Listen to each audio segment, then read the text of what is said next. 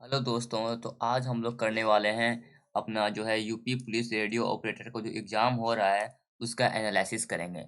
Analysis जो करेंगे उसमें जो ये एग्ज़ाम 2 फरवरी का है ना, 2 फरवरी के जो एग्ज़ाम है उन्हीं को हम लोग यहाँ पे एनालिसिस करने वाले हैं, ठीक है? तो अंत तक बने रहिएगा वीडियो में और इसमें हम लोग हिंदी का भी जो हिंदी है, साइंस है, सबको एनालिसिस करेंगे, ठीक है? साथ में हम लोग एक्स्ट्रा फैक्ट भी बताएँगे, जो कि आपको डायरेक्ट एग्ज़ाम में पूछे जाएँगे, ठीक है?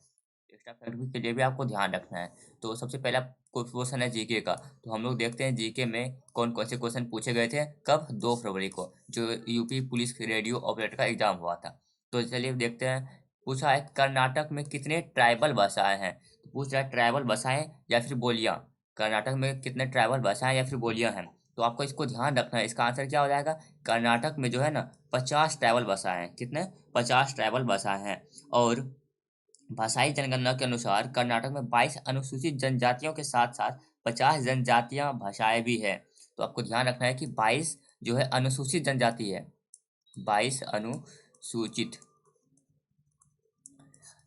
22 अनुसूचित जनजाति है और इसके साथ 50 कितने हैं? जनजातीय भाषाएँ हैं।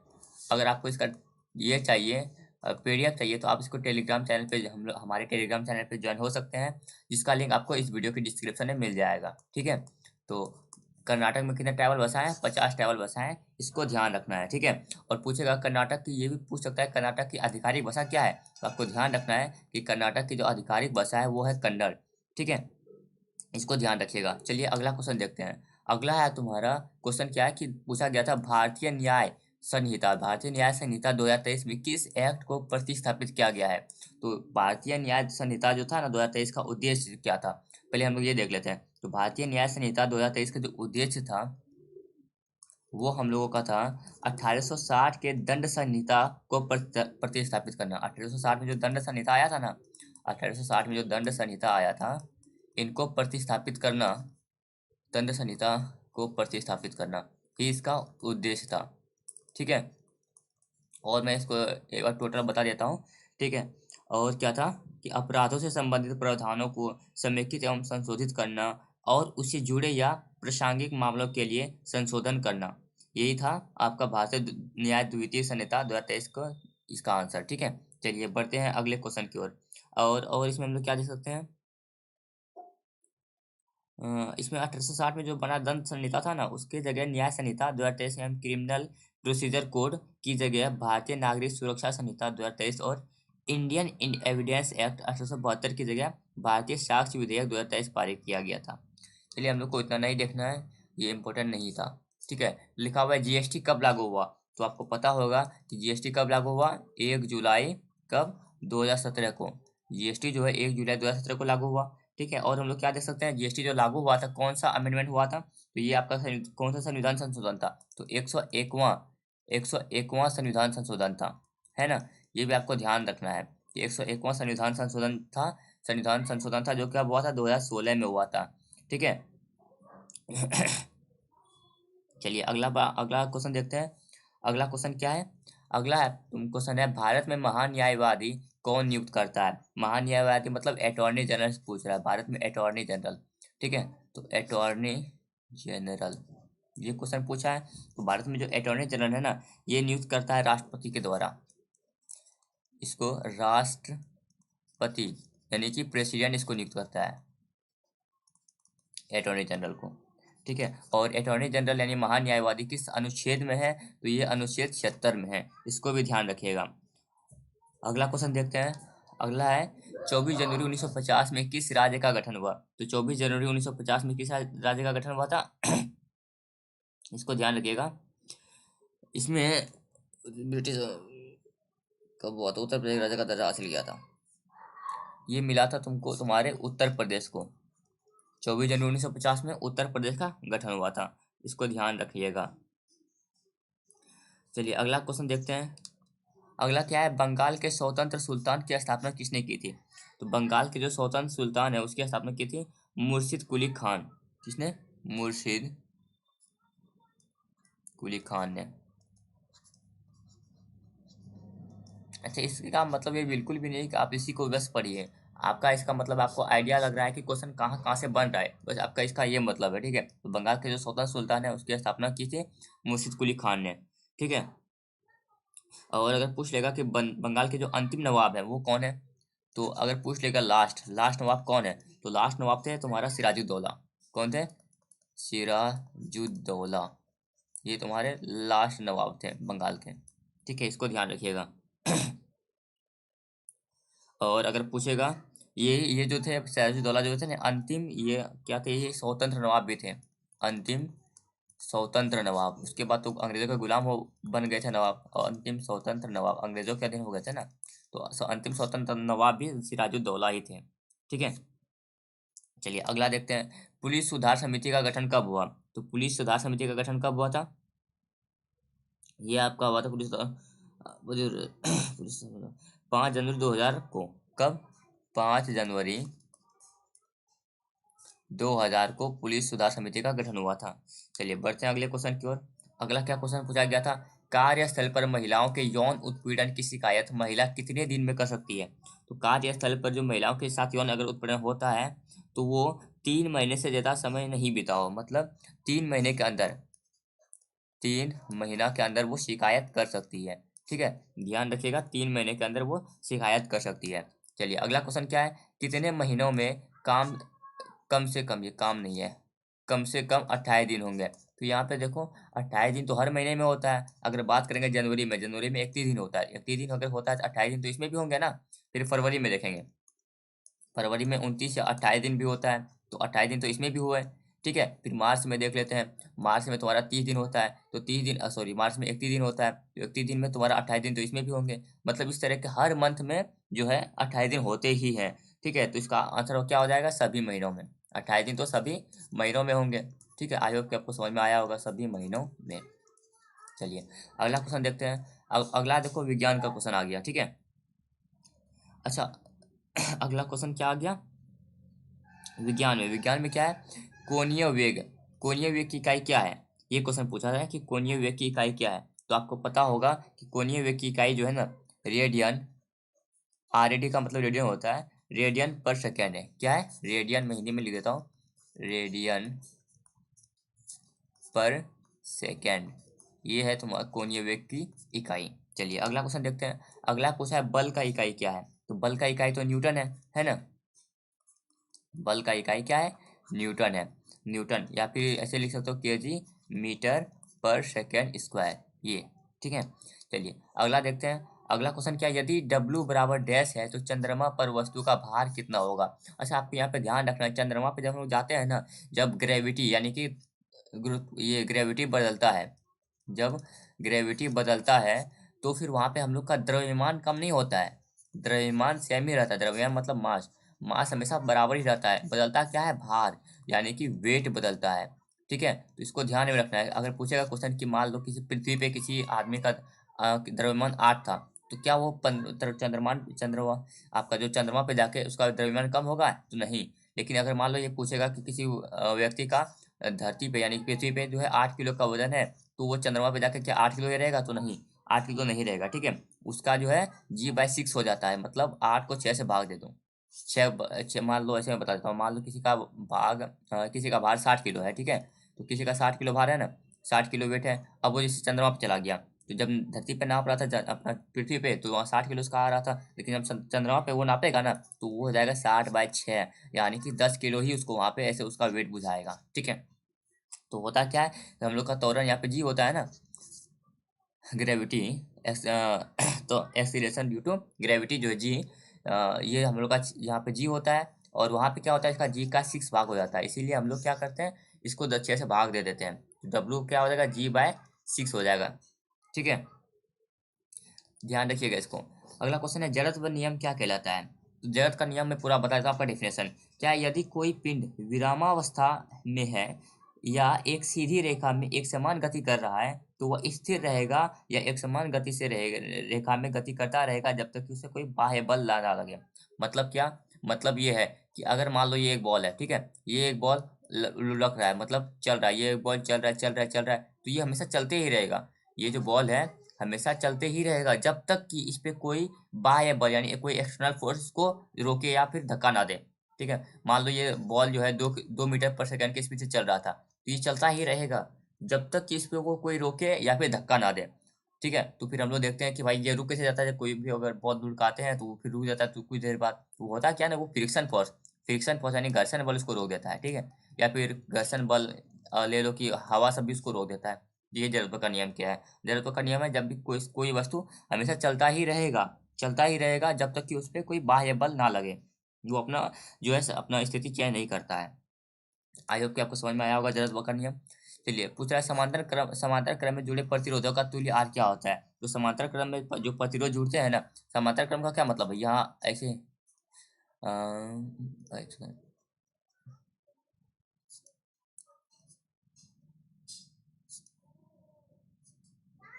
ये है तुम्हारा समांतर क्रम, फिर यहाँ पे आके सब कोई ऐसे जुड़ गया, तो ये है तुम्हारा R1, ये है R2, ये है R3, यही है ना समांतर क्रम। तो इसमें क्या होता है, समांतर क्रम में जब भी जुड़ता है सीरीज में जुड़ता है, जैसे R1 plus R2 plus R3 होता है, और समांतर क्रम में क्या होगा 1/R1 प्लस 1/R2, क्योंकि ये ऊपर नीचे है देखो, और प्लस 1/R3 बराबर क्या, सॉरी बराबर नहीं, इस तरह चलते चलते क्या हो जाएगा, प्लस 1/Rn। ये होता है समांतर क्रम में। ठीक है, इसको ध्यान रखिएगा।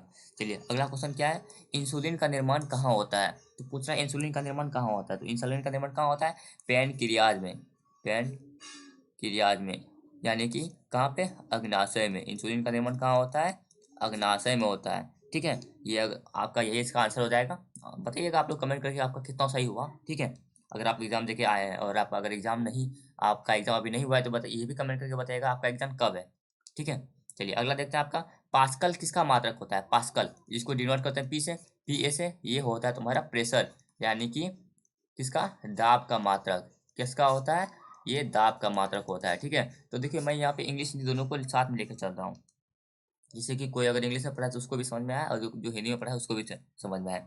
लिखा हुआ है विद्युत चुंबकीय तरंग, मतलब इलेक्ट्रोमैग्नेटिक वेव का विद्युत क्षेत्र और चुंबकीय क्षेत्र एक दूसरे के मध्य कितने के कोण पर होते हैं? ऐसे लिखा हुआ है, कितने कोण पर होते हैं पूछ रहा है। ये एम डब्ल्यू मैं बना देता हूँ, ग्राफी बना देता हूँ। ये देखो, ये गया, ये गया। ठीक है, तो यहाँ पे एक तुम्हारा विद्युत चुंबकीय तरंग है यहाँ पे यानी कि यहाँ पे विद्युत क्षेत्र है, यहाँ पे विद्युत क्षेत्र है, यहाँ पे तुम्हारा चुंबकीय क्षेत्र है। तो देखो ये कितना कितने एंगल पे होते हैं, आप यहाँ से देख सकते हो कि ये जो एंगल इस तरफ बनता है किसके कितने एंगल पे होता है, 90 डिग्री के एंगल पे होता है। तो इसका आंसर क्या हो जाएगा, 90। विद्युत चुंबकीय तरंग है, यानी कि विद्युत क्षेत्र और चुंबकीय क्षेत्र एक दूसरे के कितने एंगल पर होते हैं, कितने कोण पर होते हैं, तो 90 के कोण पर होते हैं। ठीक है, इसको ध्यान रखिएगा। चलिए, मतलब आपने तो यही अगर टिक किया है तो बताइएगा आपका कितना सही हो रहा है। तो यही आपका इसका सही आंसर होने वाला था। चलिए अगला क्वेश्चन है सार्वत्रिक गुरुत्वीय नियतांक जी। देखो तभी वो जी था, ये स्मॉल जी था, जिसको एक्सेलरेशन ड्यू टू ग्रेविटी बोलते हैं। ये जी है, कैपिटल जी के मान का प्रयोगात्मक रूप से निर्धारण करने वाला व्यक्ति कौन था? तो देखो जी, पूछ रहा है ना, जी का जो वैल्यू है सबसे पहले किसने दिया था? जी का अच्छा वैल्यू होता कितना है, इसको देख लेते हैं। जी का वैल्यू होता है 6.67408, 6.67408 इंटू 10⁻⁻11 न्यूटन मीटर स्क्वायर पर के जी माइनस 2। ऐसे यहाँ पे मैं लिख देता हूँ पर के जी स्क्वायर, ये होता है जी का वैल्यू। ठीक है, तो ये जी का वैल्यू पूछ रहा है कि भाई जी का वैल्यू दिया किसने था, किसने सबसे पहले नापा था? तो ये था हेनरी, किसने, हेनरी कैवेडिस ने, हेनरी कैवेडिस, इसने ही जी का सबसे पहले वैल्यू नापा था। ठीक है, जो कि कहाँ के हैं, जो कि फ्रांस के हैं, फ्रांस के हैं। चलिए बढ़ते हैं अगला क्वेश्चन की ओर। आवर नेक्स्ट क्वेश्चन क्या है, विद्युत फ्लक्स, यानी कि इंग्लिश में इसको ऐसे लिखा जाता है, विद्युत फ्लक्स का ऐसा मात्रक क्या है? तो विद्युत फ्लक्स का ऐसा मात्रक क्या है बताइए? ये होता है आपका वोल्ट मीटर, वोल्ट मीटर। विद्युत फ्लक्स का ऐसा मात्रक होता है वोल्ट मीटर। ठीक है, जो न्यूटन, जो क्या है तो डेरिवेटिव का कूलम के बराबर भी है, और ये जो वोल्ट मीटर जो होता है ना, ये बराबर होता है तुम्हारा न्यूटन मीटर स्क्वायर पर कूलम के। और पूछेगा अगर इलेक्ट्रिक फ्लक्स का फॉर्मूला पूछ लिया, फ्लक्स को हम लोग इंडिकेट करते हैं फाइ से, तो अगर फाइ का फॉर्मूला पूछ लिया तो ये होता है ई इंटू ए, ठीक है, जहाँ पे ई बराबर क्या हो जाता है, एफ बाई क्यू हो जाता है, इसको ध्यान रखिएगा। चलिए अगला क्वेश्चन देखते हैं। अगला है तुम्हारा हिंदी आ गया। हिंदी में क्या है, देखो हिंदी में क्वेश्चन आया। अब हिंदी में क्या है, महादेवी वर्मा का पहला कविता संग्रह निहार कब प्रकाशित हुआ। तो पूछ रहा है निहार कब प्रकाशित हुआ। तो निहार जो है ना, निहार तुम्हारा प्रकाशित हुआ था 1930 में, 1930 ईस्वी में प्रकाशित हुआ था निहार। और एक था रश्मि, ठीक है, एक निहार प्रकाशित हुआ था, फिर एक रश्मि था, रश्मि है तुम्हारा प्रकाशित हुआ था 1932 में। फिर हुआ था एक नीरजा जो कि 1933 में हुआ था, ठीक है, इसी तरह इसका प्रकाशित हुआ था। और इसको जो है ना तुम्हारा 1956 में महादेव वर्मा को 1956 में पद्म विभूषण मिला है। कैसे लिखूंगा, पद्म, सॉरी 1956 में पद्म भूषण मिला है इसको 1956 में। और क्या, और 1982 में इसको ज्ञानपीठ पुरस्कार मिला है। ये सभी याद रखिएगा, पुरस्कार पूछ लेता है, ज्ञानपीठ पुरस्कार ये मिला है इसको 1982 में। और 1988 में इसको क्या मिला है, 1988 में पद्म विभूषण मिला है, पद्म विभूषण, ठीक है। तो ये सब इसको मिला है, तो इस हमको ध्यान रखिएगा, ध्यान में रखते हुए चलिएगा, ठीक है। अब ये तो महादेव वर्मा से अगर क्वेश्चन बनाया तो ये सब क्वेश्चन पूछा जा सकता है। चलिए अगला क्वेश्चन देखते हैं। अगला है आपका कि मसान का तत्सम पूछा है। तो मसान का तत्सम क्या होता है, मसान का तत्सम होता है तुम्हारा शमशान। मसान का तत्सम क्या होगा, शमशान होता है, ठीक है। अगला है इत्र का अनेकार्थी शब्द क्या, कौन सा नहीं है, नहीं है। तो पहले हम लोग देख लेते हैं इत्र का अनेकार्थी शब्द कौन सा नहीं है। तो देखो ऑप्शन था वहां पे दूसरा, साधारण, तो और नीच, तो ये आंसर हो जाएगा इसका। अच्छा इत्र का अनेकार्थी शब्द होता कौन कौन सा है, तो होगा तुम्हारा सेंट, गंध, और क्या, खुशबू, महक, ये सब तुम्हारा हो गया। अतर, परफ्यूम, ये भी तुम्हारा हो जाएगा इत्र का अनेकार्थी शब्द में, परफ्यूम। और सत्व सुगंध भी हो जाएगा। ये सब तुम्हारा इत्र का अनेकार्थी शब्द हो जाएगा। चलिए अगला क्वेश्चन देखते हैं। पूछ रहा है तमस, तमस उपन्यास को साहित्य अकादमी अवार्ड कब मिला। तो तमस उपन्यास को साहित्य अकादमी अवार्ड कब मिला था, ये देखिए, ये मिला था आपका 1975 में, 1975 में, ठीक है। तमस उपन्यास को साहित्य अकादमी अवार्ड कब मिला था, 1975 में। और ये भीष्म सहानी का सबसे प्रसिद्ध उपन्यास भी है। तमस लिखा किसने था, तमस लिखा है तुम्हारा भीष्म सहानी ने, भीष्म सहानी ने।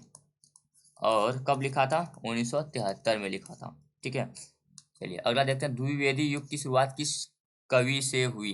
द्विवेदी की युग की शुरुआत किस कवि से हुई थी। तो देखो द्विवेदी का जो समय माना जाता है, कब से माना जाता है, तो 1900 से तुम्हारा 1920 तक द्विवेदी माना जाता है। द्विवेदी का जो है तुम्हारा 1900 से 1920 तक माना जाता है। और क्या इसमें द्विवेदी युग का क्या क्या पूछा था, महावीर प्रसाद द्विवेदी जो थे हिंदी के पहले साहित्यकार थे जिनको आचार्य की उपाधि मिली थी। अ, और जो है क्या, महावीर प्रसाद द्विवेदी। तो द्विवेदी की शुरुआत किस कवि से हुई थी, तो इसका नाम था महावीर प्रसाद, महावीर प्रसाद द्विवेदी। इन्हीं के नाम पे जो है द्विवेदी युग का शुरुआत हुआ था, इसका आंसर क्या हो जाएगा, महावीर प्रसाद द्विवेदी हो जाएगा। चलिए ठीक है। अगला क्वेश्चन, नाथ एवं सिद्ध साहित्य पुरस्कार। क्या नाथ एवं सिद्ध साहित्य में अपभ्रंश भाषा का कौन सा रूप मिलता है। तो सिद्ध एवं नाथ साहित्य में अर्धमागधी अपभ्रंश का प्रयोग होता है। किसका, अर्ध, मैं लिख देता हूँ यहाँ पे आपके नोट्स के लिए, अर्ध मागधी। अच्छा इसका अगर आपको चाहिए, पीडीएफ चाहिए, तो आपको टेलीग्राम चैनल ज्वाइन कर लीजिएगा, टेलीग्राम पे ही मैं दे दूंगा। तो नाथ एवं सिद्ध साहित्य में अपभ्रंश का कौन सा रूप मिलता है, तो अर्धमागधी अपभ्रंश मिलता है, ठीक है। चलिए देखिएगा, ध्यान रखिएगा इसको। अगला है संचय का विशेषण क्या है। तो देखो संचय का विशेषण पूछ रहा है, संचय का विशेषण क्या है। तो संचय का विशेषण होता है संचित।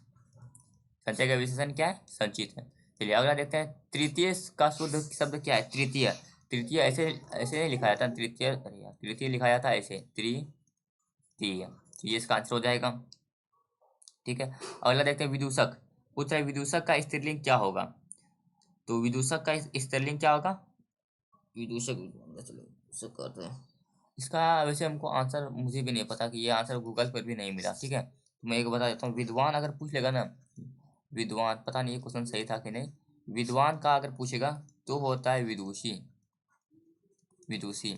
अब विदूषक का पता नहीं क्या होता है, जो आप लोग कमेंट करके बताइए अगर आपको पता है तो।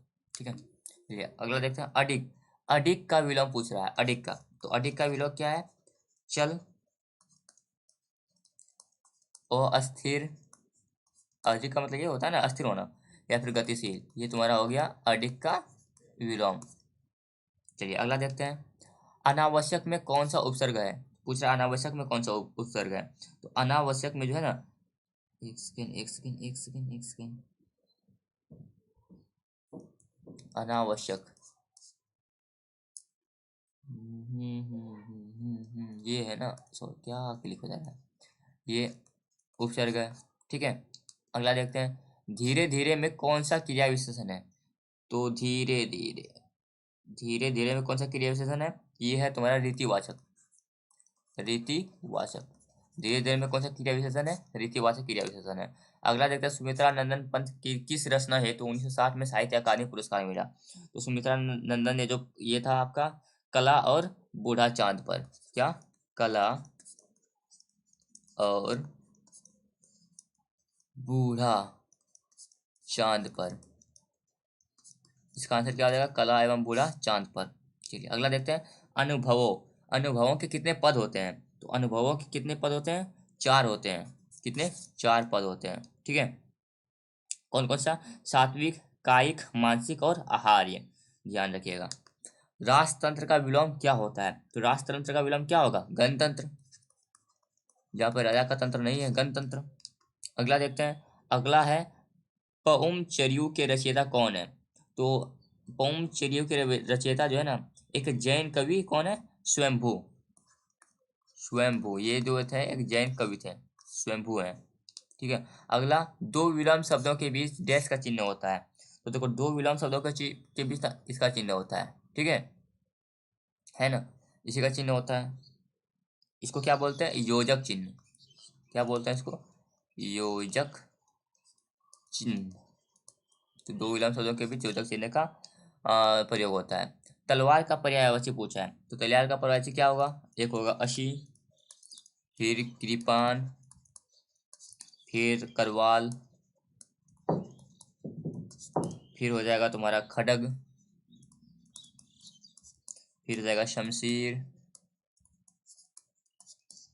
फिर हो जाएगा तुम्हारा चंद्रहास। ये सब तुम्हारा हो जाएगा तलवार का पर्यायवाची। भारत भारती के लेखक पूछ रहा है, भारत भारती के लेखक कौन है ना। इसको हम लोग यहाँ पे थोड़ा सा स्किप करते हैं, अगला क्वेश्चन देखते हैं। मृदुला गर्ग के किस उपन्यास को 2013 में साहित्य अकादमी पुरस्कार सम्मानित मिला है? तो ये है तुम्हारा मिलजुल मन। किसको? मिलजुल मन। तो मृदुला गर्ग के किस उपन्यास में? तो मिलजुल मन में। ठीक है, चलिए अगला, इससे पहले वाला क्वेश्चन क्या था उसको देख लेते हैं। क्या भारत भाषी के लेखक ना, मैं एक सेकंड बता रहा हूँ उसको। भारत, मुझे दिमाग से उतर गया ये भारती के। तो ये है तुम्हारा मैथिली शरण गुप्त। कौन? मैथिली शरण गुप्त। ठीक है, तो ये इसका आपका आंसर हो जाएगा। तो बताइएगा आप लोग कमेंट करके आपका एग्जाम कब है, और अगर आपने एग्जाम दे दिया तो आपका कितना आया, इससे आप लोग बताइएगा। ठीक है, तो हम लोग इसको, इस क्लास को यहीं पे रोकते हैं। और अगर इसका आपको ये चाहिए, पीडीएफ चाहिए, तो आप क्या कर सकते हैं? इसका अगर पीडीएफ चाहिए तो आप टेलीग्राम से जुड़ सकते हैं।